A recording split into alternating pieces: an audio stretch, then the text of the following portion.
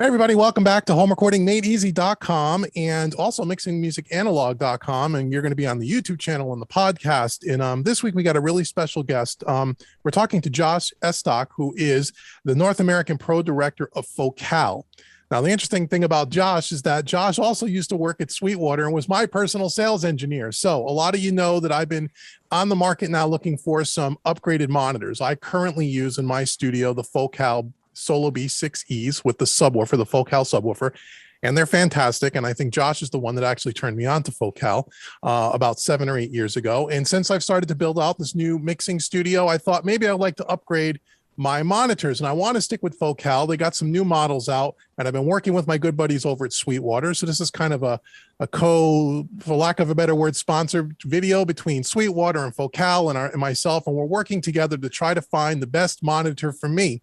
So between Josh and Sweetwater, we have a couple of different monitors that we're going to be listening to and looking at over the next several weeks. We have obviously my Solo B6s. We have the Solo Twin BE, which is the step up. We're also going to take a look at some shape monitors by Focal, which I'll talk to Josh about, which is the less expensive monitors for people that are interested in getting into the Focal line. And then we're also going to take a look at the Trio. I think the Trio 6s we're going to take a listen to as well. And we're going to have all 4 sets of monitors up in the studio, and we're going to flip back and forth. And I'm going to decide which set of monitors do I want to upgrade to. I have a feeling it's not going to be the less expensive shapes. It's probably going to be the Twins or the Trios, but that's okay. It's really, really cool. And I love Focal, and I've been a big supporter of them for a long time. So Josh, thank you so much for joining me today here and helping us out with some things that we're going to talk about as far as what we should be looking for in monitors and giving some people some information if they're in the market for monitors, what kind of things should they be looking for, right? So thanks, Josh, for joining me today. Yeah, thanks for having me. It's a small world. It comes full circle sometimes. It really is. So in the way this kind of happened was I was talking to Tyler over at Sweetwater, and we were discussing this whole monitor shootout thing. And the way this kind of happened, for people that don't know, is I got the Twins. You don't see them; they're over my shoulder here, though. And I was listening to the Twin 6s against my Solo 6s, and I thought the Twin was just going to be the same monitor with an extra driver because it looks exactly the same. I thought it would be exactly the voice the same. It would just be a bigger cabinet, maybe a little more low end. And when I compared them back and forth and couldn't believe how much of a stark difference of the sound, especially in the mid range, I said to Tyler, "Let me talk to someone at Focal. Do you know anyone I can talk to?" And he had said, "Yeah, Josh is now working at Focal. Wasn't he your sales engineer at one time at Sweetwater?" And I says, "Yes." And that's how we kind of hooked up. So it really is a small world. It really, really is. Yeah, I don't know if I can't remember if I sold you the Solo 6s originally or not, but it wouldn't surprise me. I mean, even before I worked here, I was when I started working at Sweetwater, literally the first thing I bought as an employee was a pair of Solo 6s. Oh, really? Yeah. Yeah. So I'm not totally full of it. Yeah. They're fantastic, and I think you did sell them to me. It's about that time frame. It's been about 7 years I've been. I don't remember. I hope so. Yeah, no, they're fantastic speakers, and so when I was on the lookout for my new monitors, I have no desire to even listen to other brands, and I know there's a lot of great speakers out there, but I love the Focal sound, and particularly the Beryllium tweeter, which I'm sure we'll talk a little bit about. I just think with a bigger space, I might want a bigger set of speakers, or it's just an excuse for me to spend money that I really don't have to begin with. But hey, I can't take it with me, so we may as well try to enjoy it while we have it. Yeah. So Josh, what I'd like to talk about, maybe because there's a lot we've talked about this on my podcast before. I've done YouTube videos on it. We've talked about this in live streams with some of my students, talking about monitors. And I have opinions on monitors, and I'd love to get some of yours. I'd like to talk about a few topics today. First of all, let's talk about, you have really 3, I guess, series, if you will, of monitors, right? You have the Shape series, and then you have the Solo or the series, and then you have the Trio series, right? Can you talk a little bit about those 3? Yeah. Well, and there's actually, if we're looking at it in that way, there's almost 4 series. So our very introductory line, we have a series called Alpha Evo. That's I wouldn't say entry level necessarily, but kind of the best speaker we feel like we can make at the least expensive price point that we can justify having. So those come in kind of between $400 a pair and $800 a pair, depending on the size of the model and all that stuff. Then you have the Shape series, which is definitely a step up from that. Those are made in France, just like everything else, with the exception of the Alpha series. And then we have SM6 series, and SM6 is really kind of broken into two components, as you mentioned. You've got the solos and the twins, and then you've got the Trio 6 and the Trio 11. Okay. So those are kind of in the same series, but yeah, the Trio nomenclature isn't super clear there. Right. And what are kind of I mean, outside of the price points, right? And there's something for everyone there, but what are kind of the main differences? Like, what's the difference between the solos and say the trios outside of, maybe I know some of them have a couple extra drivers? What is there any, because all the speakers, when again, foolish me looking at them, they look the same, and you look at the driver and you look at the tweeter and you go, they look identical. It's just in a different cabinet. Is that really not true? Or what are the real differences between them? Yeah. So there's kind of a number of different, a number of differences, and it's kind of based on our approach, right? We kind of look at things when we're designing things in more of a use case scenario, right? Like who's the customer? In terms of, obviously the price is going to dictate who can afford certain things, unfortunately, in the grand scheme of things. But beyond that, like, what situation are they actually using these speakers in? Are they in a small space where they need to listen close? Are they in a bigger space, a large control room where they need high SPL level, or a lot of low end extension? And if so, how far away are they from the speakers in that situation? And we kind of scale those in a way where we feel like we can deliver a similar experience in terms of linearity and clarity and all those things, but just get bigger. So what you'll find, for instance, in SM6 is you start with the Solo 6, which is a single two-way driver, right? And then gradually you notice as you move up in the series, you get to the Twin 6, like you mentioned, that has a two 6.5-inch drivers and a 1-inch tweeter, where you don't necessarily get more low end. You'll get some more output, but you actually gain more efficiency, right? Because in a two-way speaker, you've got that one driver that's handling all the mid-range content, 2.5K and down, and then all the bass content. So there's a certain amount of efficiency. That driver is doing a lot of work. It's covering a lot of sonic, area, if you will, versus something like a twin. It's actually splitting that load up of all of that low end information, that mid range information. So there's more efficiency, right? If you have a really, really long, a 40 hertz cycle, if you're talking about the amount of energy it requires, it takes 10 to 15 times as much energy to reproduce a 40 hertz tone than it does a 1K tone, right? So if you imagine a woofer, one driver trying to do this in a broad sweeping motion and at the same time do this, right, it's a lot harder for that. So what happens is the low end can, in some cases, mask the mid range of things. So that's what you're hearing in a Twin 6, where you jumped up and you said, "Oh, the mid range is a lot more present."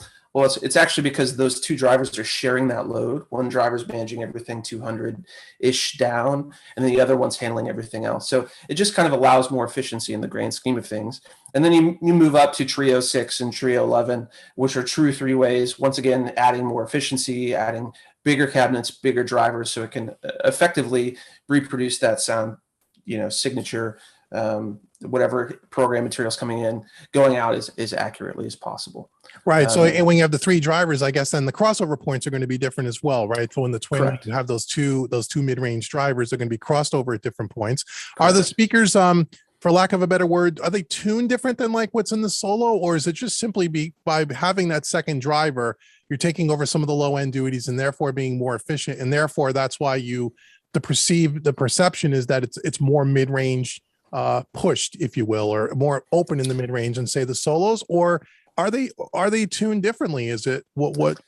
It's all crossover. So for instance, with the twin, and it depends on how you have them switched. So on the back of the twin, you'll notice there's a left and a right switch. That will change what each driver's fed, right? So there's three dedicated amplifiers in that speaker, but they're crossed over differently. So one driver's handling actually 240 down, the other one is handling everything 2.5K and down. So they're splitting up that low end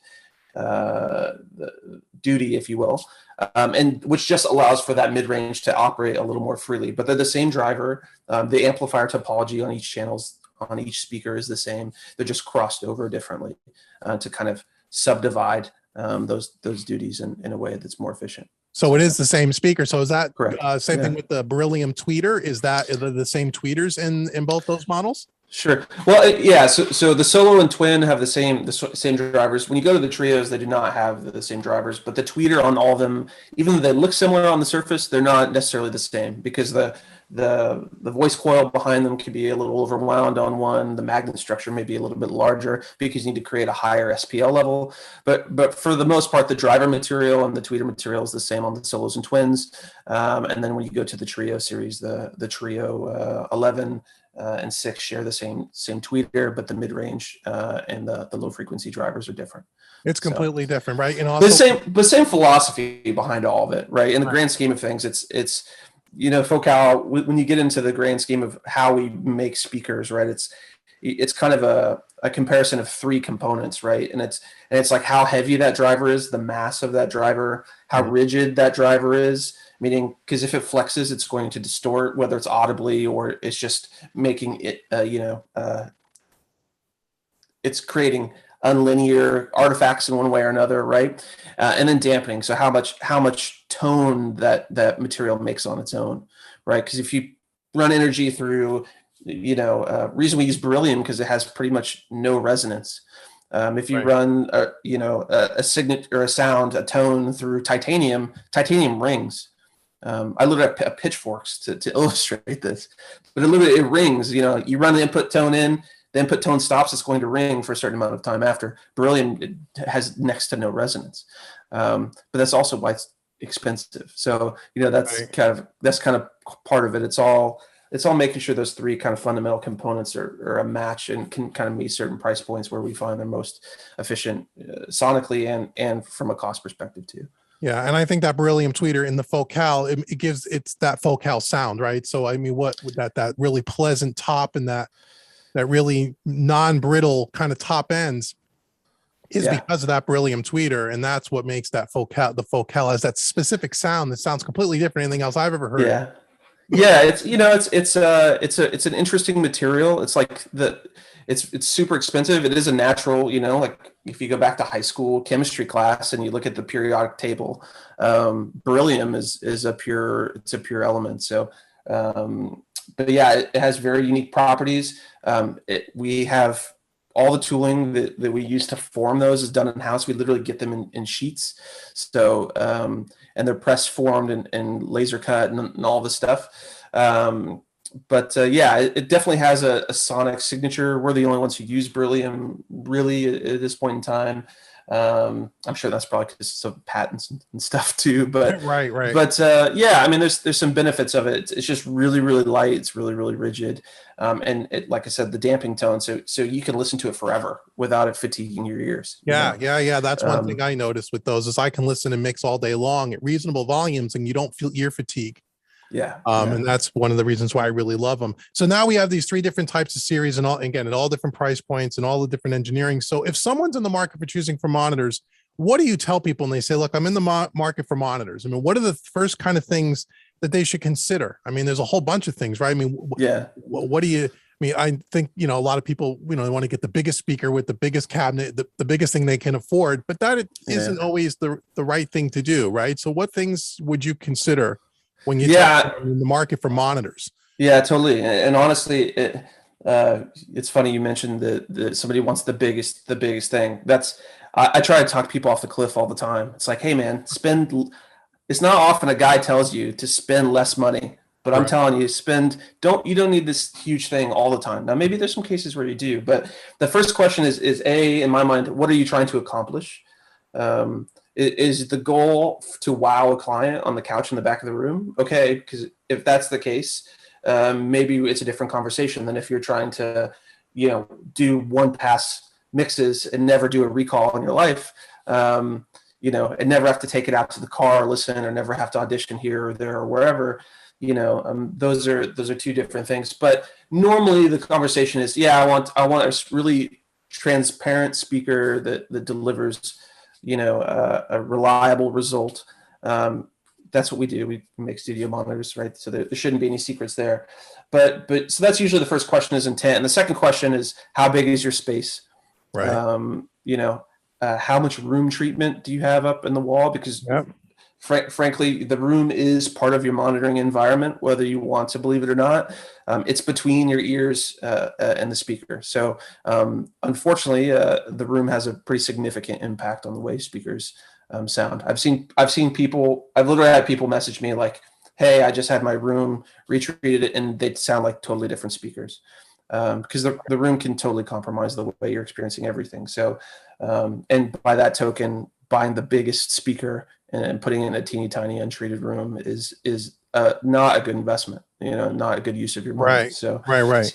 So it's just trying to maximize that relationship in a way for the customer that makes sense for them. Because maybe somebody's in a situation where they can't treat a room the way they want to treat it. Maybe they're in an apartment, or maybe they're a student and they live in a dorm room. They can't put stuff on the walls. There's considerations. In those cases, I'd say, yeah, let's maybe look at a smaller speaker that you can sit closer to, so there's less room interaction. Those are all kind of key components before we even go into speakers or models or anything like that. Right. So I think and if the room isn't going to work for you, and I say it all the time, acoustic treatment's huge. If you can't acoustically treat the room, you'd be better off buying a good set of Focal monitoring headphones for $500, $600, $800 or whatever, and mixing on a really good set of headphones as opposed to putting a really nice set of speakers in an untreated room, right? Because I think most people that that are looking for monitors, there's two things that probably they have in common. One, they probably don't have the largest space, right? If we're in a home studio environment, we're probably in a 10 by 10 space, 12 by 12 space, or maybe like a basement of some kind, right?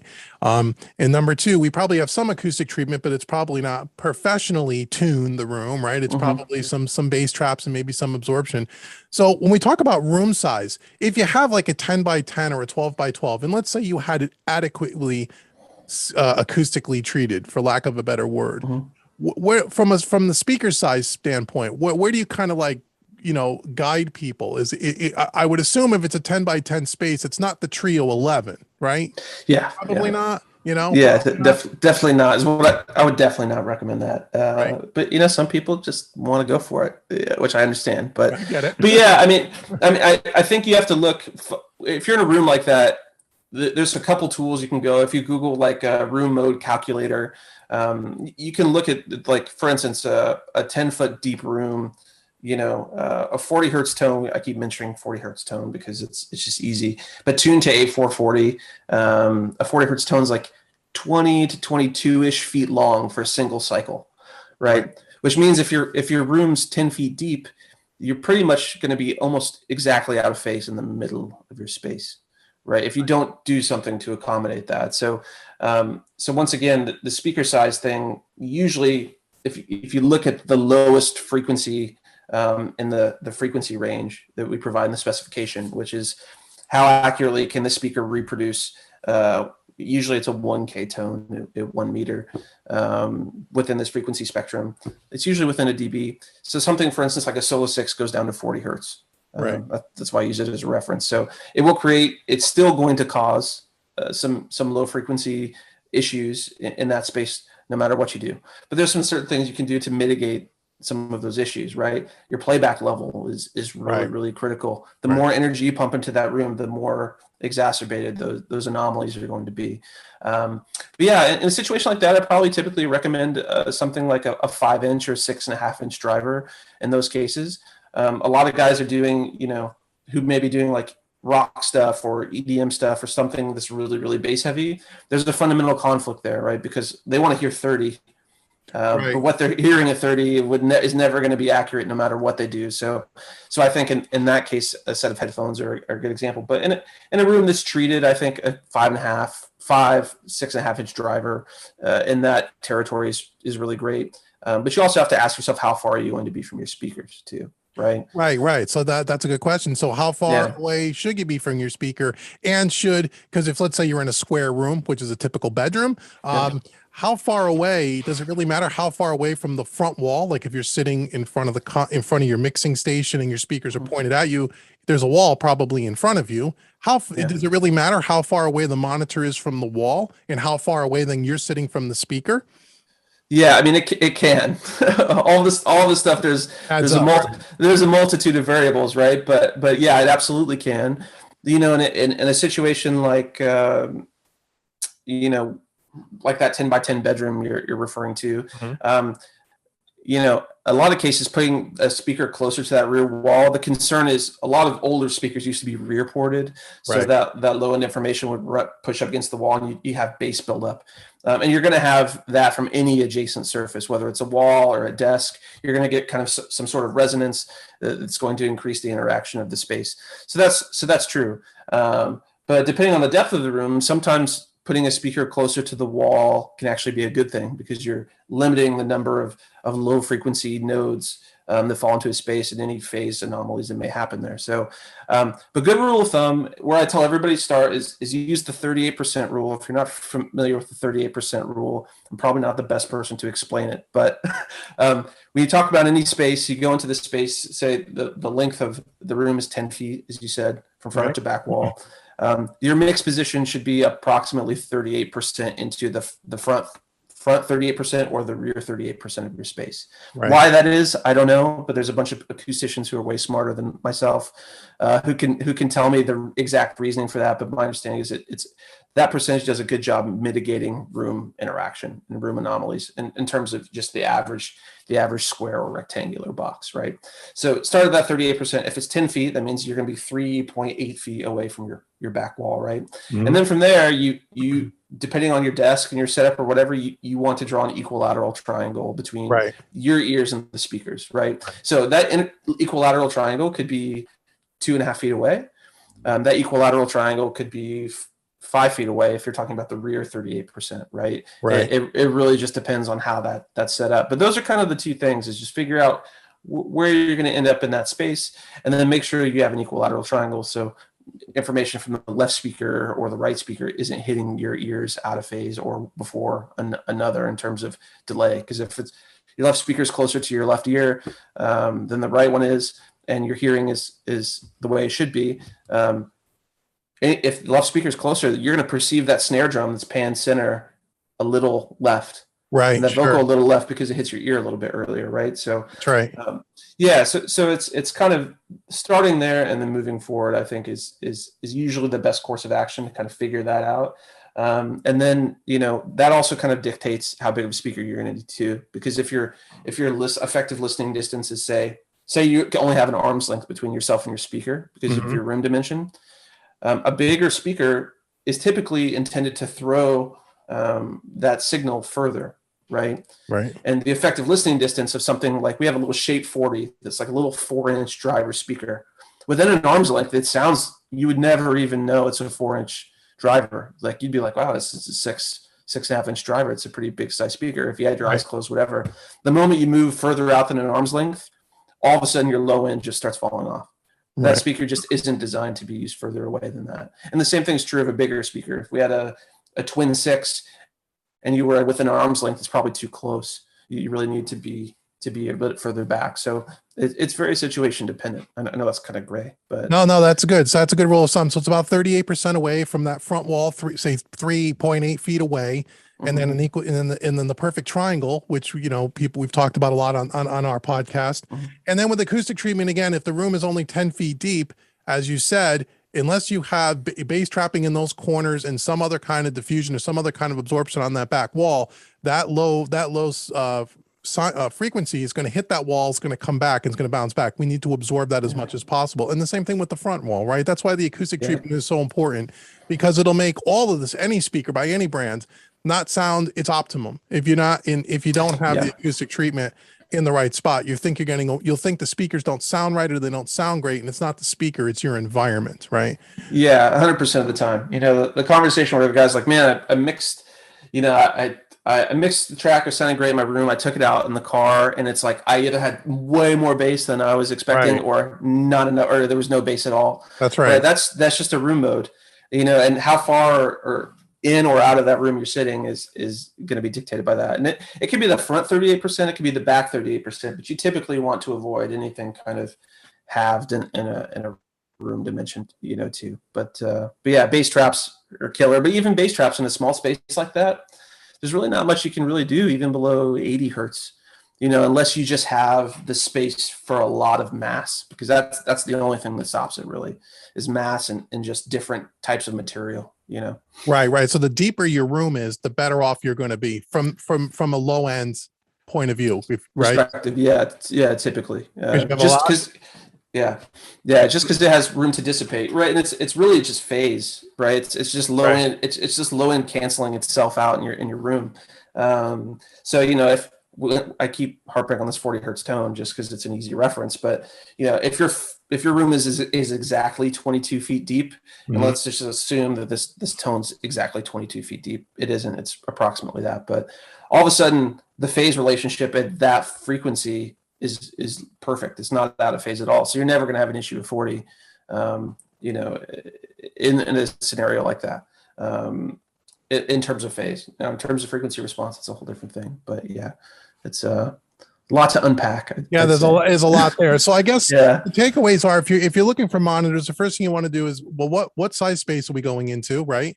How far away can you be sitting from your speakers, depending on your room situation. The 38% is a great way to start, and that may or may not work perfectly in every situation. But so how far away are you going to be sitting away from those speakers, and how much acoustic treatment are you able to and willing to put into that room to be able to, and then once you have those three things figured out, if we're talking about a 10 by 10 space, you're saying like a 6.5 speaker or smaller is probably the way to go. 8, 10, 12 is probably not going to be conducive to that small. Yeah.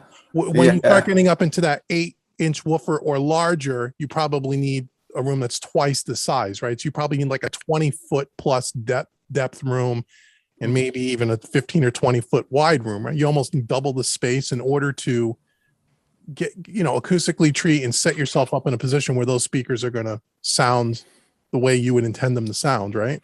Yeah, ideally, and I think anybody who's making the investment in a set of studio monitors who doesn't have treatment, or like, think of it as one big thing, and I know that's a little more daunting because acoustic treatment's not fun to buy. That's not sexy. I know that. Yeah, it's just not, it's not exciting, but you really should think of it as, and frankly, probably invest a little bit more in the treatment side of things. There's whether you're doing a DIY thing, which you can certainly, there's a lot of really great DIY resources out there to build your own panels, or you're buying pre-made panels from some company.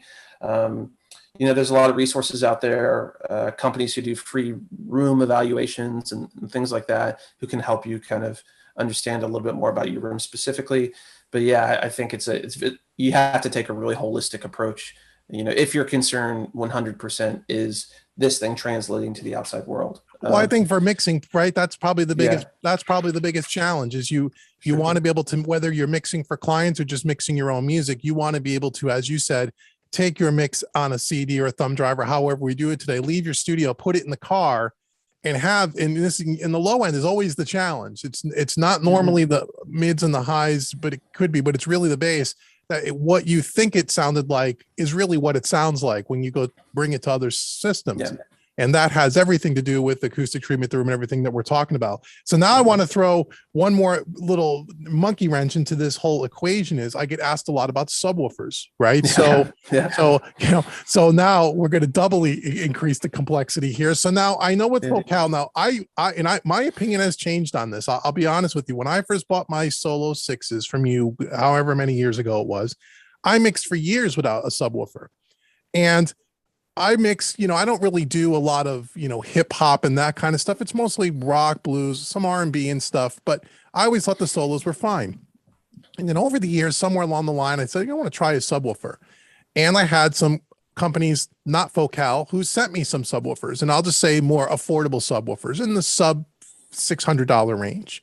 And I think I tried a 10-inch subwoofer by one company, an 8-inch subwoofer by another. And I plugged them into my solos, and I picked a crossover point and stuck the subwoofer physically between the two speakers in the middle, and moved it around and tried. And it always sounded muddy. It always sounded way too boomy, no matter how low I turned it down. It would screw with my head so much that I said, it's not worth it. I can't mix on these now. And I always get rid of them. And then I went back to, I'm not using them. I really don't need them. And then I was talking to the person that took over your spot, Aaron, when you left. And Aaron Smith, we were talking about this topic, and he said, well, let me ask you, what subs did you try? And I told him, and he said, well, did you ever try the Focal sub that's really made for that set of speakers? And I said, well, no, because it's 3 times $1,500 or whatever it is. And he said, not cheap. he goes, but I'm telling you, with subwoofers, this makes a huge difference. There's a way bigger difference between a $400 subwoofer and that subwoofer. And he goes, let me send it to you, try it, just so you can compare it. And if you don't like it, just send it back to me, because that's what Sweetwater does.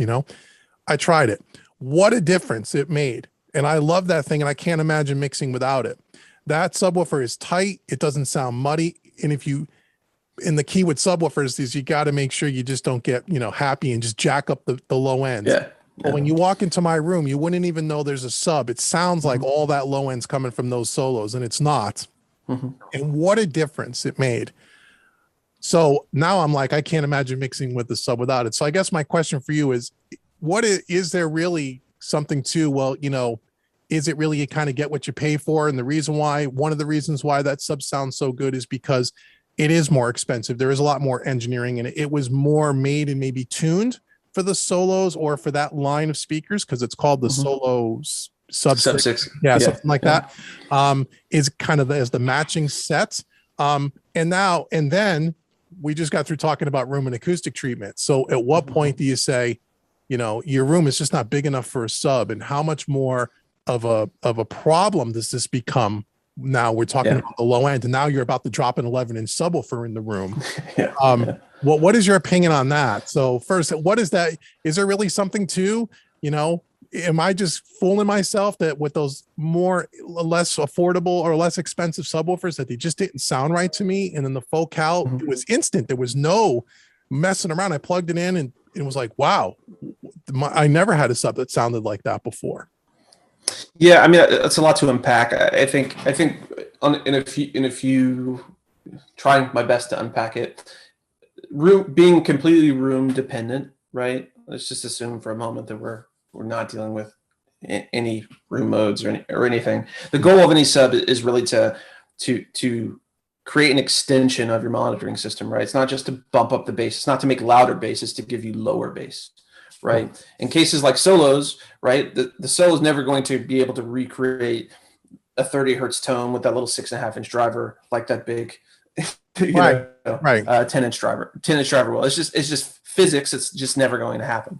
In terms of, I can't say what you compared it to, but once again, like the value is things like dynamic range are the things we really focus on, right? We don't do any DSP at the moment, not to say we never will, but we very much make an all analog monitoring system and feel like the best way that we know at the moment is to kind of talk about those three components again: mass, dampening, rigidity, and kind of make the best we can, the best compromise based on the job we're trying to do. Obviously, if you take a more expensive sub like sub 6 and compare it to a lot of less expensive things, you have to think that at least, the cost to build these things, all that other stuff, they all play a big role. But it's really our driver technology. Our drivers are really, really light. They don't weigh very much. The woofer on that thing is literally made of glass. Layers of glass with the foam, and same thing with Solo 6. They're made of glass, so they're really, really rigid. And they're light, so they're efficient. So what that really means is we can have a fairly significant amount of output without that driver weighing as much as it would otherwise weigh in another speaker, right? And things like neodymium magnets that are really expensive and have high amounts of magnetism versus, say, a ferrite magnet or a ceramic magnet that are a lot less expensive.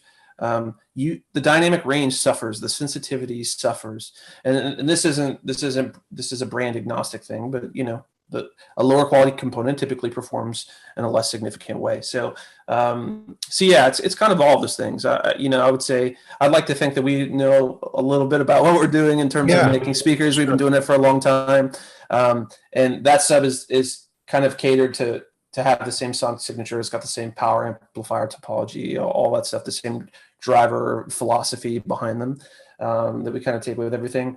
But yeah, I mean that mass thing, if you put I always use this analogy, but if you've got a Mazda Miata and you're flying down the road, right, and you've got a Ford F350, right, and you take that motor from that F350 and you put it in that Mazda Miata, it's probably going to go a lot faster than that little four cylinder, right? But if you take that four cylinder and you put it in that F350, that F350 is not going to go very fast. So the wattage and all of that doesn't necessarily tell the whole story, right? You really have to take into the efficiency and the dynamic range of that driver, because that's where a lot of that nuance happens. And that's probably a lot of what you heard was like the fact that the sub was kind of pushing and pulling really, really hard, while in reality it wants to ebb and sway, right? It wants to act just like your regular speakers, right? While a less expensive speaker typically isn't as nuanced as that, right? Isn't as doesn't have the transient response probably. They're probably also Class D amplifiers. So fundamentally, Class D amplifiers are a clipping topology that use square waves to achieve the signal versus a sine wave. They just use filtering to run it off. Sonically, that, especially in the low end, it's more noticeable. But yeah, there's a lot of things involved there. So it's everything from componentry design. It's a whole bunch of things. And I think monitors and subwoofers to me are one of the handful of things in a studio, home studio, or even a professional studio, where I always say, like, it's for lack of a better term, it is kind of, you get what you pay for. There are some sleepers in there where you could find something super affordable that's really high quality.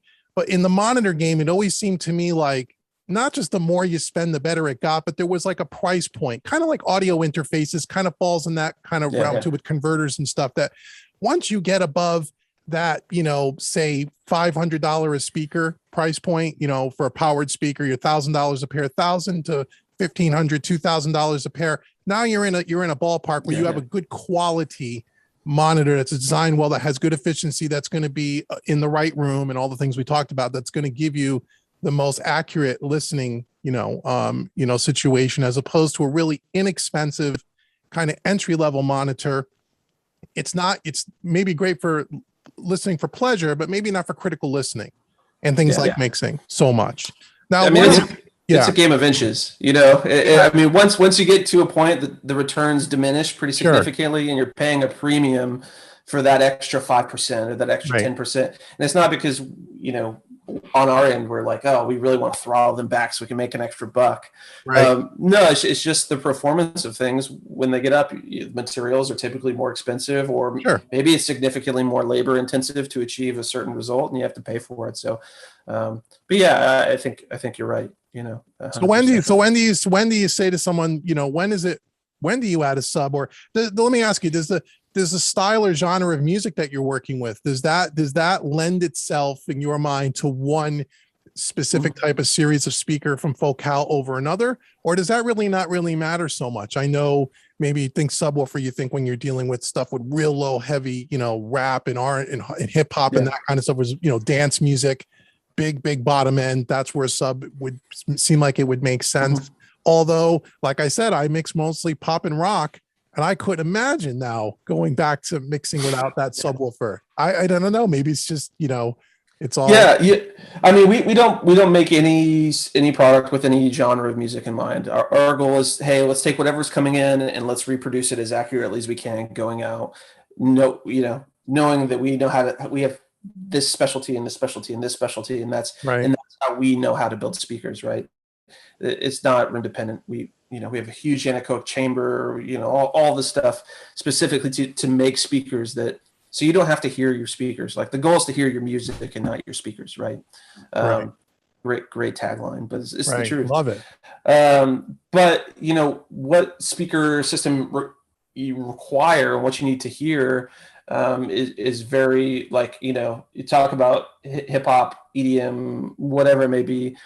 I'd be lying if I'd said that, like, hearing that 808 or that bass drop wasn't important for that genre. Even a lot of metal music, like, there's tons of like bass drops and stuff like that. Good point. Yeah. Right. And hearing that the right way is important. Now, I think it's the worst of two evils is a question you have to ask yourself. And this is kind of the sub conversation that plays into this as a whole, is like, okay, what is more important? Me hearing everything 40 down the way I need to hear 40 down? Is 30 to 40 hertz that important? Or would I rather prioritize, hearing everything else in a more accurate fashion, right? Because, I mean, we're talking about this 10 by 10 room. In a vast majority of cases, putting a sub in the middle of that room, especially assuming you got little treatment or a modest amount of treatment or no treatment, is a bad idea. It's a bad idea, right? Well, if the goal is translation to the outside world. Now, if you're just a guy making beats and that's not as important, right? Or if you're just tracking stuff for your band and you just want to be able to record it and put down demos, and the intent of that is never for that material to see the outside world. Maybe you can take it somewhere else and mix it. Maybe you're going to send it off to somebody who knows what they're doing. Okay, it's not as important, and maybe that trumps hearing that 30 hertz and being able to, the emotion that invokes is more important for that user than it would be a mix engineer. I think you have to determine who you are and where you fall with that argument. But yeah, putting a sub in a small room like that is problematic in a lot of ways. One, just in terms of how your room interacts with the sub. More low energy creates more problems, right? B, physical location of that sub. You mentioned you just threw it between your two speakers. Sometimes in a small room like that, you don't have the ability to move a sub around, right? So sometimes you've got a rack, or you've got, a guitar rack or amps or whatever. Sometimes you're not able to physically move that. And most subs only have a phase invert. They don't have variable phase. So now you have a time domain issue, right? That needs to be resolved. So maybe you have to delay the output of your sub, and maybe your monitor controller doesn't have a delay, right? So you have to drive it from an aux in Pro Tools or PreSonus or whatever. Right. There's a whole multitude of issues. But the positives is if your room is capable, and if it is treated in a way that makes sense, it can make your speakers more efficient in terms of how accurate they are to reproduce that stuff. Because once again, that low end energy takes a lot of real estate in terms of the energy of dynamic range and frequency capability that thing has to reproduce. It can make your speakers louder because they're not handling that energy, right? It can extend your system lower. There's a lot of benefits fundamentally, but once again, it's kind of a greater of two evils conversation. I don't think you can copy and paste any solution into any square, but I would think that if we're talking about it, the average bedroom, even if it is treated, subs can present a very real problem. Right. There's more things to deal with. So again, I guess some of our takeaways, and again, if you're looking for speakers, first thing is, as you said, what's the goal? That's a good, I never thought of it that. What is your goal? Are you just someone who's just recording, just tracking, just making beats? You're not a mixing engineer per se, and you just want to record music, and maybe, like you said, you want to crank it up and you want to hear the low ends because you enjoy that, or listen pleasure. Then having a sub and having it bounce all over the room really doesn't matter all that much, because it's not about mixed translation. As soon as you start talking about mixed translation, which is probably 60 or 70% of the people who are going to be watching this and listening to this, well, then there's a lot more care that has to go into these decisions, right? What is the goal? What size room do you have? How far away you're going to be sitting away from those speakers? And, maybe what kind of music you typically work on, it could play in it. And also, how loud do you monitor when you mix? And I always talk about the lower you can monitor, for the better, for many reasons. One, as you just said, it's really going to help the low end, because you don't have the low end bouncing around as much inside of the room, the lower the overall volume is. Two, your ears aren't going to get as fatigued faster, and you can mix for longer periods of time. So all of those things together, I think, make up as part of the decision process. And then, as you said, when you decide about, I'm going to buy this kind of speaker in this price range, well, maybe the acoustic treatment should be rolled into that budget, right?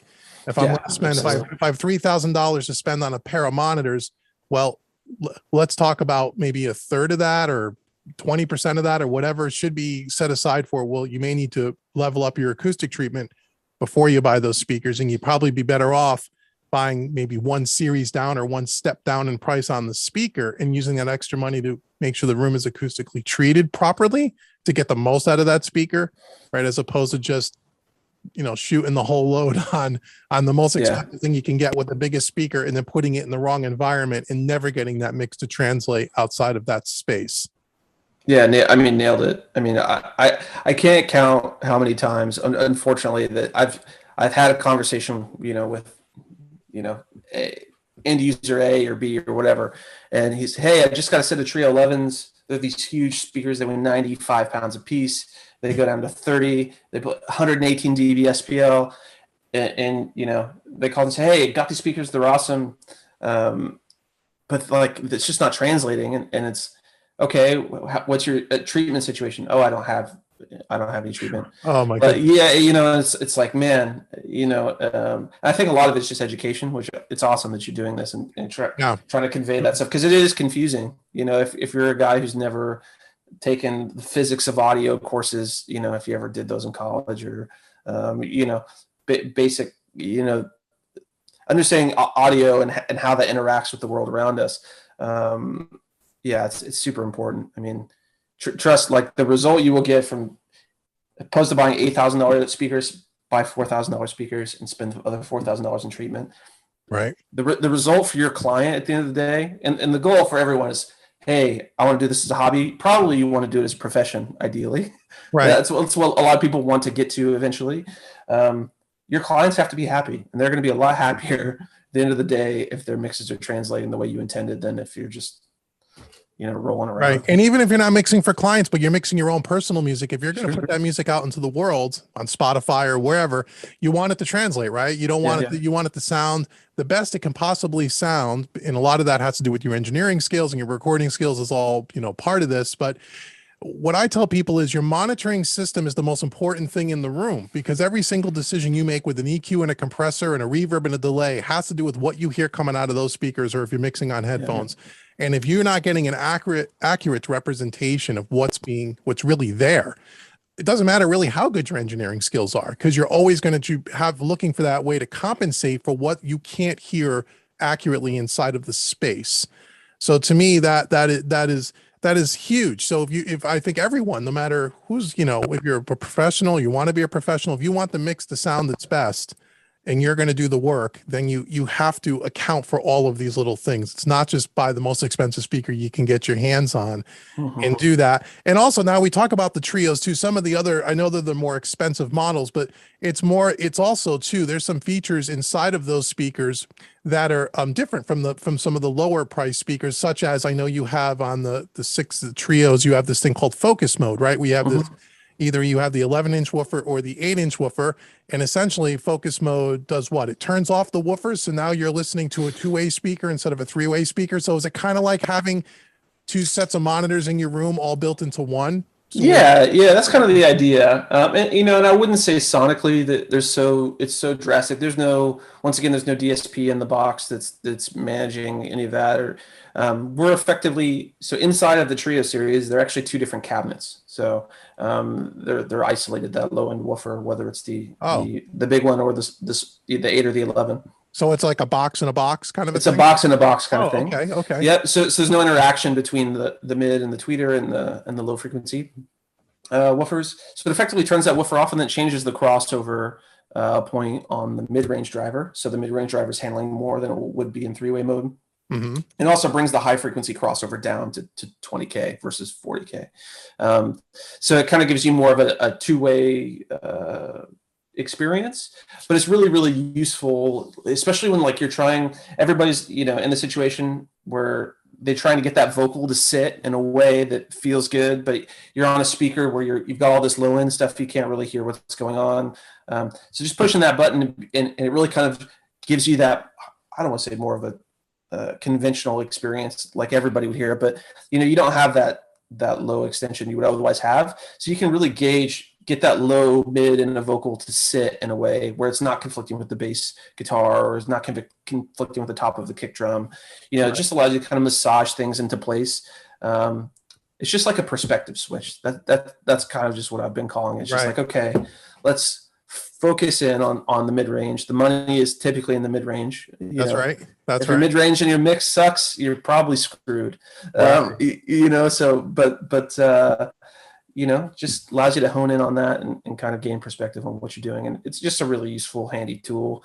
We didn't have to compromise on DSP or anything like that to implement the feature in the speaker. So it's kind of like having a set of Avatones. Like a lot of people have those little mix cubes, and that's to get that perspective. You don't want to hear any low ends or very little.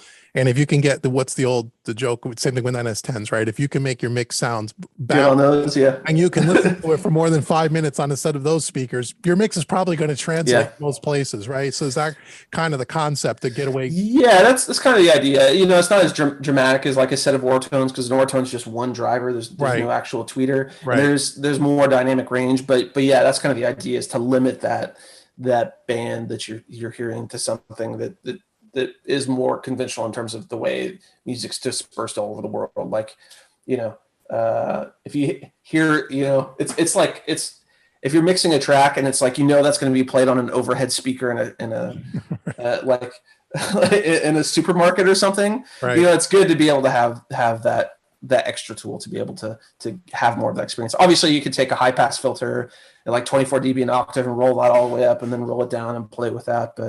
But yeah, it's an easy little handy feature that people seem to like.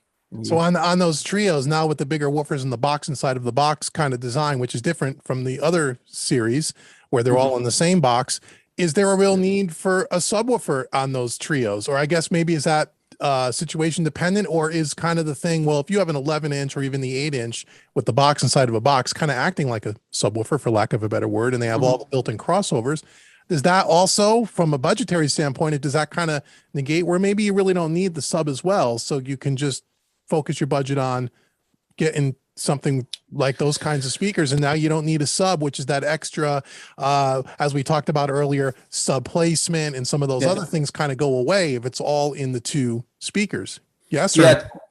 Once again, it's situation dependent, but the one thing it does remove is the time domain and the phase domain of the speaker, right? Everybody's always talking about having, you want your drivers to be as close to the same plane, as coincident as they potentially can be. So there's a lot of ways we manage that with subs. You move them around the space, but that just kind of negates a lot of that issue, if that is your concern. And they definitely do go lower. Whether that's low enough for you or not is the question, right? If you have a really, really huge space, if you're in a space that's 30 by 40 and you've got a big console and something like that, Trio 6s might go low enough for you. But if you got a guy who wants to come in and he's got beats and sub bass that go down to 28 hertz or something, and he wants to crank the knob to 10, like as soon as he steps in the space, which happens all the time for a certain group of people, you still should totally consider a sub. In the case of the 11s, there's not a lot of cases where I see people using 11s with subs, just to be totally transparent, because they go down to 30 on their own, right? And that's within plus or minus 1 dB too, so they even go below 30. So yeah, not as much of an argument to be made for 11 versus 6. But once again, I think if you're doing blues or rock or like indie or whatever, classical, and you're in an average size space or slightly larger than average size space, I think the Trio 6 is just fine. I mean, I use Trio 6 in my studio, which is my dimensions are 14 by 21 ish, and Trio 6 are more than enough for right. Me. So that's what you recommended for me based on my, which is not too much different from your space. And you said don't go to the 11s. The room is probably not, you don't really need that. That's probably 6s is probably, if you're going to go Trio, that might be the right size speaker for that space. Yeah. Yeah, totally. And the 11's more of a midfield. Like really, you need to at least be 6 feet away.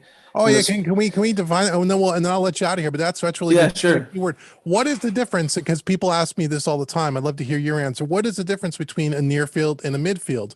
And because you hear those two terms, most people are probably shopping for near fields. But what's the difference between a near and a midfield? Well, what's the definition? That's kind of in the eye of the beholder to a certain extent. But we kind of consider anything a midfield that intends to operate anything beyond 6 feet, or if you're near 2 meters ish away, right? Anything closer than that, we kind of consider a midfield. Now, there's a lot of speakers that kind of bridge that gap in a way that from us and others, but like the effective listening distance at a minimum of a Trio 11 is like 5.5 feet at a minimum from where you're sitting, distance from the speakers. Correct, minimum. Because what happens if you think of it like a PA speaker and how a PA speaker throws, if you ever go to a live show, well, we haven't had those in a while, but if you have gone to a live show in your life and you've seen line arrays and how they have them tilted and skewed to project the sound into certain areas, it's kind of the same thing with a speaker, right? You want that frequency response to be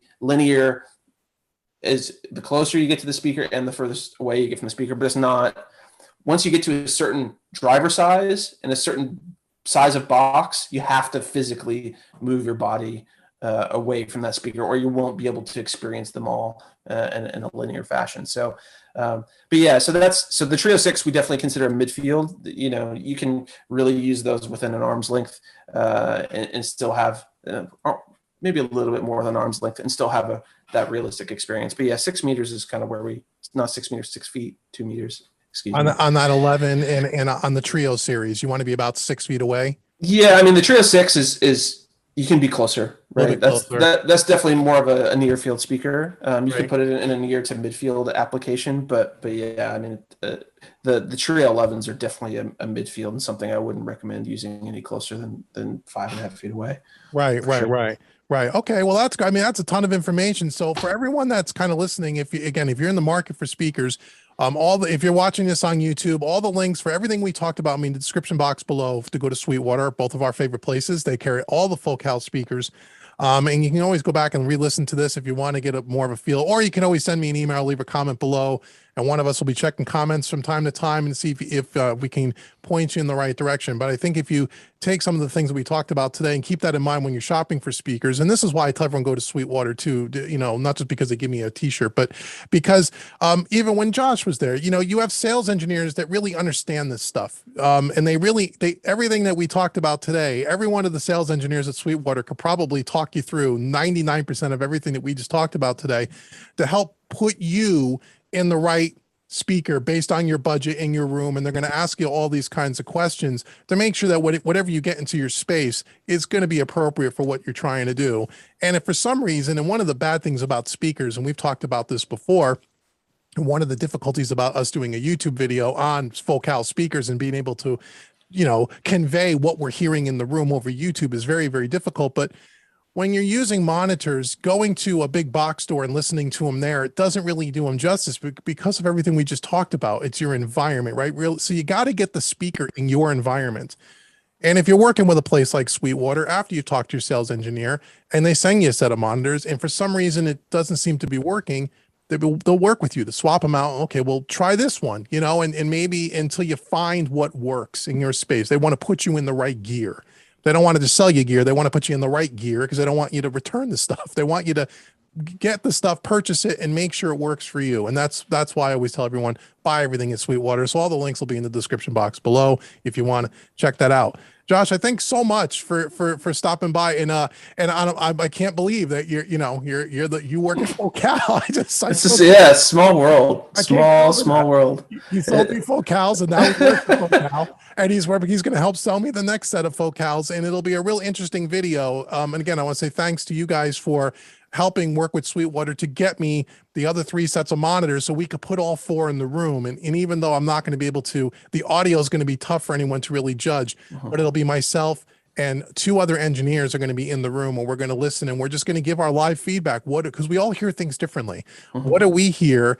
And what do we like? What don't we like? What do we think? And all different genres of music. So it should be an interesting video to just kind of get 3 guys' opinion on which one of these speakers do you like best, and what do you hear differently between one series and another? Because like I said, I was totally shocked by those twins versus those solos, how much different they sound. And they both sound fantastic, but I'm listening going, I couldn't believe how much of a difference there really was. And so it was an interesting learning experience, and I hope the video will help people, if for no other reason, to kind of give them another perspective before they start shopping for speakers. Yeah, I mean, thanks so much. I mean, I really look forward to the video. I think, you may come away surprises. You might come away thinking like, man, I really like what I have, and that's great. Yeah. Like if that's where you're at. I mean, one thing, it'll be interesting. I think you're going to get some Shape 65s in there, and then you've got your solos. Like that's a pretty significant price jump. We talked about diminishing returns earlier. It's like, okay, you might find, I don't want to skew your bias or Right. anything, but you might find it's like, oh, they're actually closer than I thought they were. Yeah, and it's funny because when I listened to the Twins and I did it, after listening, I just did a mix on them, and at first I went, I don't know if I like these because I'm so used to the solos, but now I've worked on them a bit, and I got to tell you, I was telling my other friends who wants my solos. I said, I'll tell you what, when you hear these Twins, man, it's just, and again, for me, because of what being a mix engineer, mixing client work, it is all about translation.